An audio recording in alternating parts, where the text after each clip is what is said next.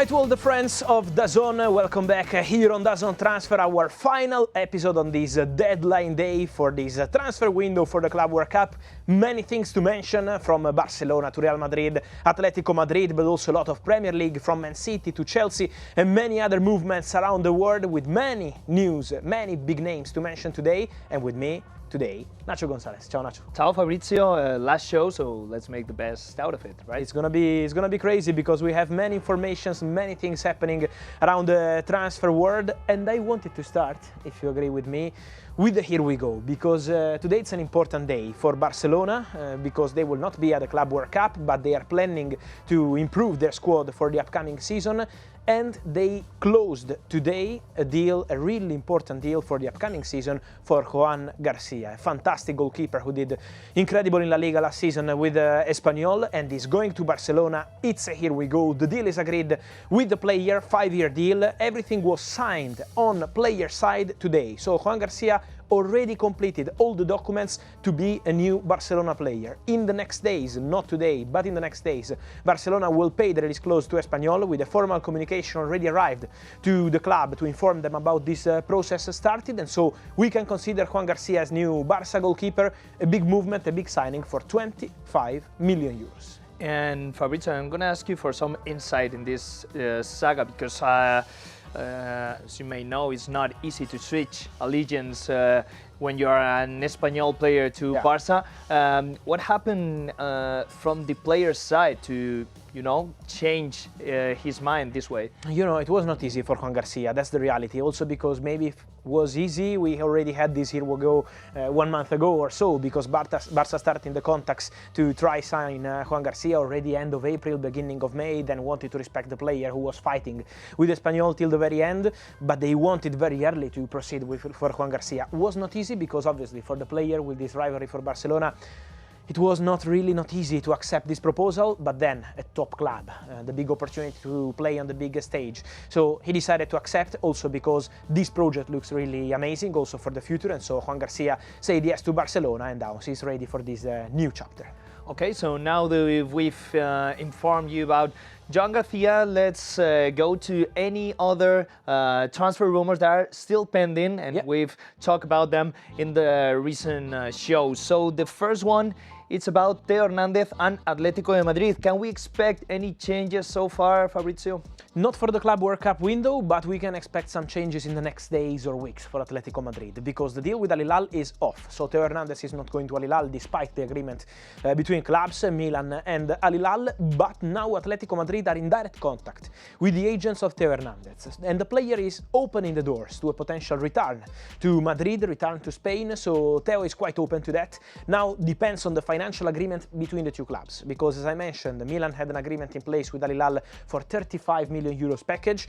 My understanding as of tonight is that Atletico Madrid are offering less than the half of that money in terms of transfer fee to Milan, so obviously they are not accepting these at the moment. Let's see if Atletico Madrid will improve their proposal, but the player is quite open to the move, and so I think it's going to be one to watch in the next weeks. The British market window is already closed, so Bino Gittens is not going to be playing for Chelsea in this Club World Cup, but are they eventually getting this man for the future?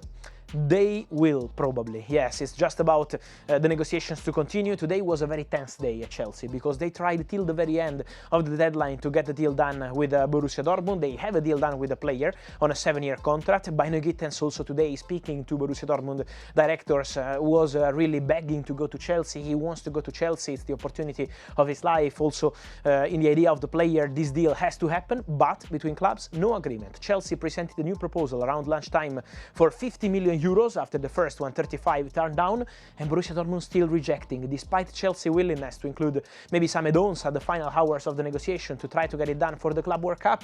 No green light from Borussia Dortmund, and so this deal today is not happening, but in the next days I expect Chelsea to be back in negotiations and bring the player to Stamford Bridge. Regarding a former Chelsea player, N'Golo Kante, is he switching Saudi sides, right? On loan, it's a possibility. Let's see what happens till the final minute of the Arabian window, because it's still open for Saudi for the next hours to make it happen with N'Golo Kante. N'Golo Kante, who won the league, the Saudi Pro League with Al-Ittihad, one of the leaders of the squad, doing an excellent job as always. Let me say, N'Golo Kante is always a guarantee of professionalism, of quality. And now Al-Hilal want to bring the player on loan just for the FIFA Club World Cup, and then the player will go back to Al-Ittihad. Let's see what happens between clubs, because the player could be open to this solution, but between clubs at the moment there is still no green light. And also, I would like to chat about contracts renewals, because there are some rumors about Vini Jr and Real Madrid. What are the news about this contract? Yeah, we have many stories and many news about Vini contract extension at Real Madrid, so this is something that we always see around. At the moment, my understanding is that there is a negotiation ongoing. They are talking. The willingness on both sides is to continue together. Real Madrid are happy with Vini, and Vini very happy at Real Madrid, as he always mentions also every time in public. So at the moment, there are not big problems. But at the same time, the deal is not done. So from what I understand, there is still no agreement completed, no contract ready to be signed and be announced. So let's see, let's wait in terms of timing to see when they will meet again to try complete the agreement. But the conversation is ongoing, so my feeling is that everything is absolutely perfect between Vini and Real Madrid today, but still, financially, they need to complete this agreement for new deal. So, patience. So guys, Fabrizio is not only here for done deals, but also for deals that are never going to happen. That's our job too. And that's the case of the following, beginning with Osimhen and Angelino.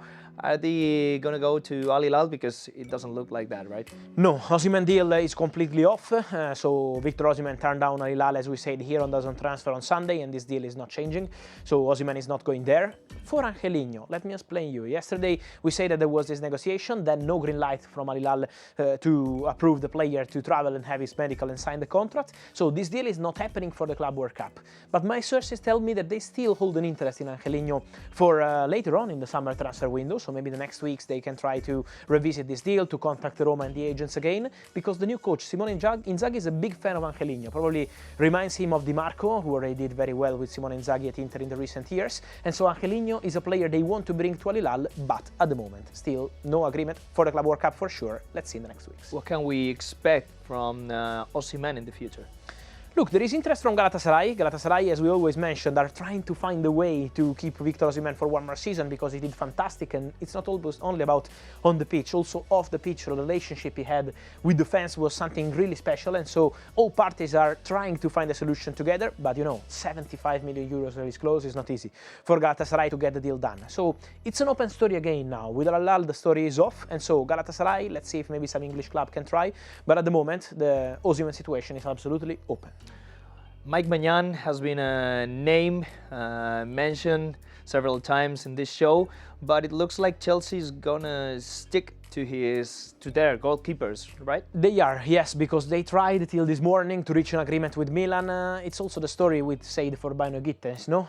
The same for Mike Maignan, with Chelsea offering 15 million euros, Milan rejecting. Then Chelsea tried to include Sam Edons as part of the negotiation, but Milan said no, we are not selling the player for 15 million euros guaranteed fee. And so the deal collapsed. This morning, the big difference with Bino Gittens is that for Bino Gittens, I expect the deal to happen in the next days or weeks, so later in the window. For Mike Maignan, from what I'm hearing, Chelsea are not so convinced to proceed, because they saw Maignan as an opportunity for the Club World Cup. Okay, if we can sign the player at our conditions, we are ready to proceed.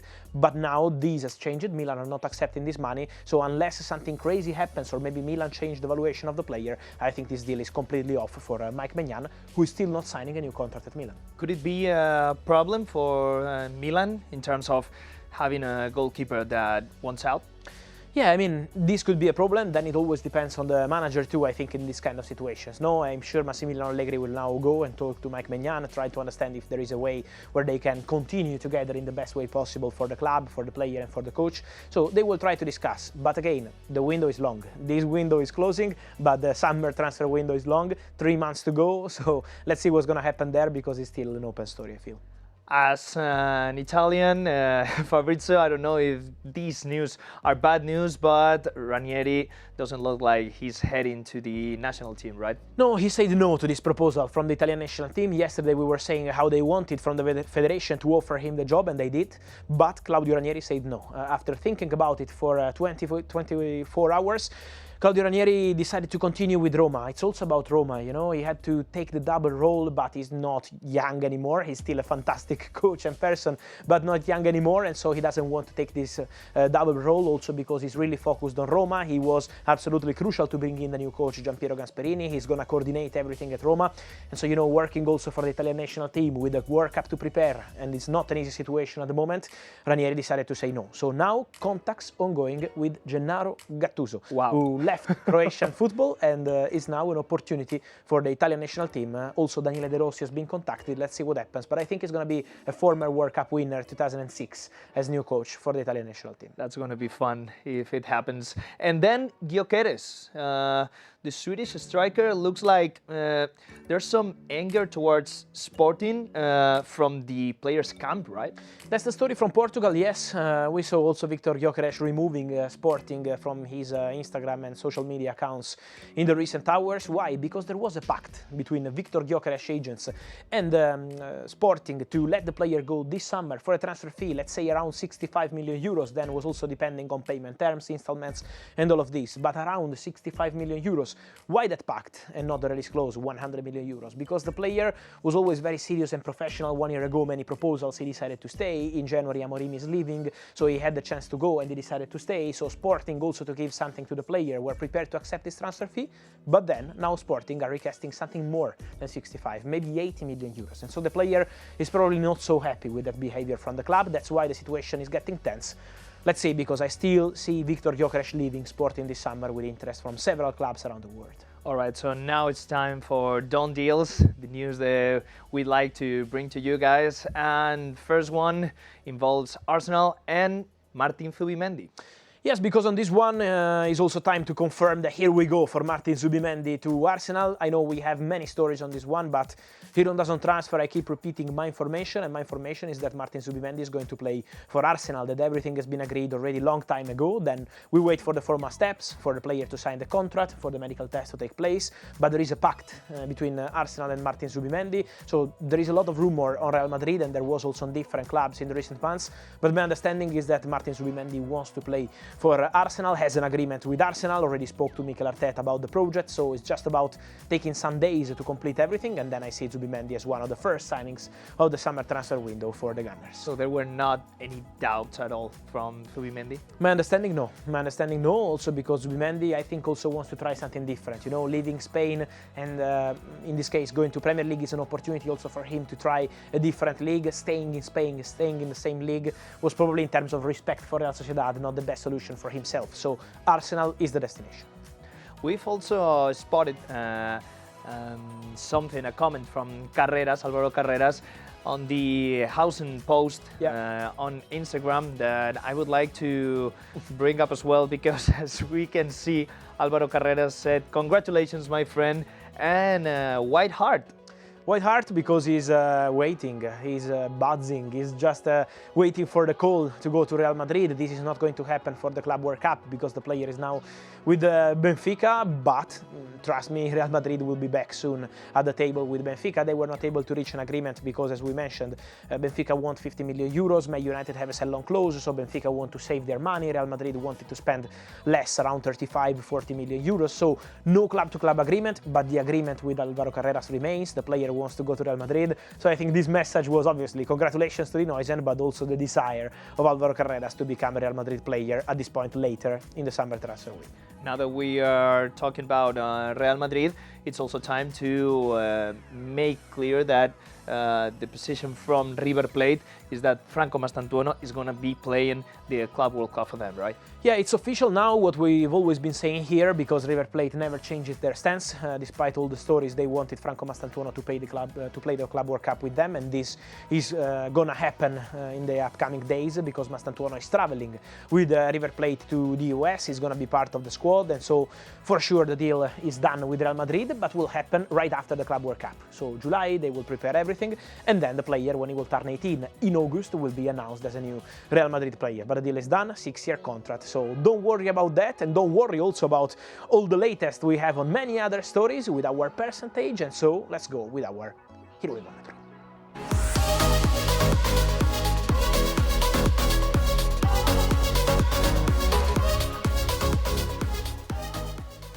Okay, Fabrizio, so time for percentages. Yeah. As we all know, it's time for me to ask Fabrizio for the percentages and how likely are some of these transfer rumors to finally get a deal done. So the first one involves the search for a striker in Arsenal, and the name is Benjamin Sesko. What is going on with this striker? There are negotiations ongoing for Benjamin Sesko to Arsenal. Let me tell you that yesterday, overnight, some Saudi club started trying to call to find a solution for Benjamin Sesko, to bring Benjamin Sesko to Saudi. But the answer for the player was, thanks, but I want to play in Europe. I respect these proposals, but my desire is to stay in Europe. So I see Benjamin Sesko staying in Europe with Arsenal, conversations ongoing, and my percentage is a 65%. Why 65? Because the negotiations advanced the last week, but still not done deal on club side or player side. They're still talking about personal terms as well as a transfer fee. So the conversation is underway, very positive. The player is keen on the move to Arsenal, but you still need to reach the agreements, and financially is an important big deal for all parties involved. So this is why at the moment work in progress, but still not a done deal. Let's move on to a legend that is not done yet. Kevin De Bruyne is heading to Napoli. 95% Wow. is my percentage. 95 because we already said 90 a few days ago, and now we go to 95 because today Kevin De Bruyne lawyers approved all the contracts sent by Napoli. So we just wait for the player to sign his contract in the next hours or days, and then a medical test this week in Roma for Kevin De Bruyne. Napoli always do the medical in Roma, and then the player will head to Napoli to be with Antonio Conte, with the squad, and so ready for this fantastic signing by Napoli, free agent, leaving Manchester City. Had the possibility to go to the MLS, but he's going to Napoli. 95%, just waiting for the signature. Is it going to be teammates Kevin De Bruyne with Musa at Napoli? Good question. Yes, because my percentage on this one is an 80%. I don't know if we were able last minute to change the percentage because it was a 70 till this morning, but yes, now we are at 80, and because you know the market is always changing, and in this case is really improving the positive feeling around Yunus Musa joining Napoli. Negotiations ongoing between clubs, but going very well. It could be done soon for something around 20-25 million euros. Green light from the player, a player who had a difficult season at Milan, was not his best season at all, but Napoli see a potential in Yunus Musa, a player who can help also to have a different system for a coach like Antonio Conte, who is a big fan of physical players like Musa, and so they want Musa, they are advancing, and I think this deal can get done very soon. You've reported several times that Marcus Rashford is looking for a way out of Man United. Yep. So the question should be if there's any chance of seeing him heading to Spain. Yeah, look, the desire of the player is to go to Spain. The desire of the player is to go to Barcelona. That's a clear desire from the player already since January. My percentage is a 40%. Why? Because at the moment there is still no club-to-club negotiation, so it's too early to go over 50%. I would say that this is one of the options in the list at Barcelona, a player for sure appreciated, a player that they wanted to bring in January, then Ansu Fati decided not to leave the club. He's going to leave this summer, but in January no, and so this is why it didn't happen. But when there is desire from the player and the club is including his name in the list, I think there is a chance, and there is still a good chance, so 40% waiting to see if they will be able to reach an agreement with Manchester United, who want £40 million for Marcus Rashford. They want big money. Our friends on DAZN want many answers on the transfer news, and so let's go with Fabrizio Answers.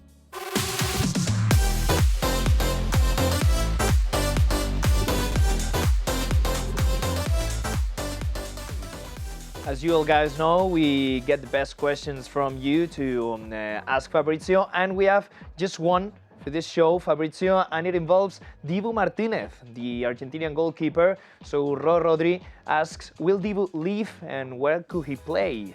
Look, it's possible. I think it's still possible to see Dibu Martinez leaving Aston Villa, because you remember those images when he left for the final game. He was almost crying with his family, exactly. So you can see how emotional he was, and it means that the player is quite open to a new chapter. He had some possibilities in Saudi. My understanding is that his priority is still Europe, to continue in Europe and also have the opportunity for the World Cup to arrive at the best level possible. At the moment, still nothing advanced. I think he's waiting to see if there is a goalkeeper's domino. You know, the goalkeeper's market is always different compared to the others. You always wait for one to go and then open different doors. So it's the same for Ter Stegen, Emiliano Martinez. I think we have to wait and see if some door start to open in the next weeks. So I would keep this one as a possibility, as an opportunity for Dibu Martinez to go, but still nothing really concrete advanced at the moment. as this is the final show, Fabrizio, we don't want to wrap this up quietly. So we have a final bombshell to be dropped.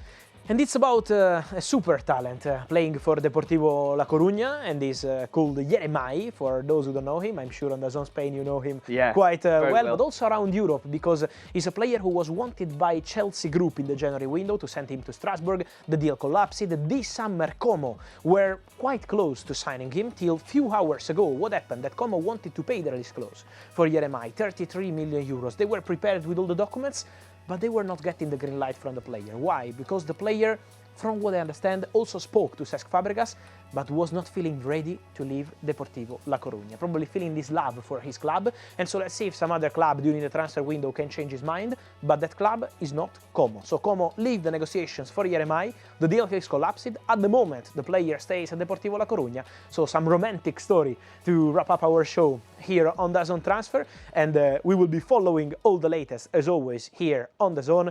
But it's been an absolute pleasure to be together this week here on DAZN Transfer with myself, Fabrizio Romano. Thanks to all of you. Thank you, Nacho, for being with me. It's been a pleasure, Fabrizio. I need to improve my Italian, but it's been a great week. I will be teaching you some in the next in the next months. But thank you. It's been a massive pleasure. Thank you for following us, and see you soon here on DAZN.